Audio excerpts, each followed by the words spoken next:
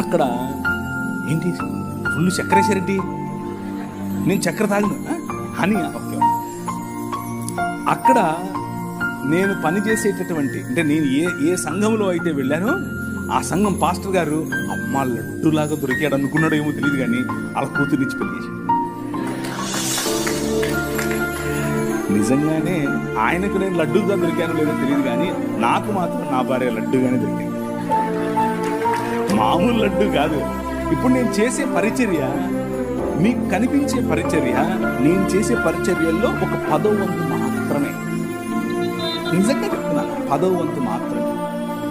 Church planting కానివ్వండి, road మీద పడుండే వాళ్ళని తీసుకొచ్చుకోవడం కానివ్వండి, పిల్లలను పెంచడం కానివ్వండి, డిసైపుల్షిప్ కానివ్వండి, బైబిల్ కాలేజెస్ కానివ్వండి, బిజినెస్ అడ్మినిస్ట్రేషన్ పరిచర్య కానివ్వండి, వ్యాపారాలు స్థాపించే పరిచర్య కానివ్వండి, పొలిటీషియన్స్గా ప్రజలను రిలీజ్ చేసే పరిచర్య కానివ్వండి, ఇలాంటి పరిచర్యలు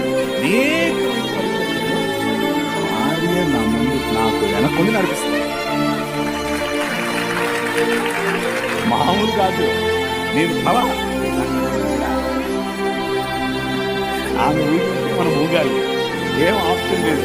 ఫోన్ చేసి ఎప్పుడొస్తున్నా, మీరేమో 2 గంటల వరకు చెప్పాలంటారా, అంత కుదరదు. అక్కడ హైకమాండ్ స్విచ్ చేసింది, వెళ్ళిపోవాల్సిందే, వేరే ఆప్షన్ లేదు. కాబట్టి 1 గంట ముగించేస్తా.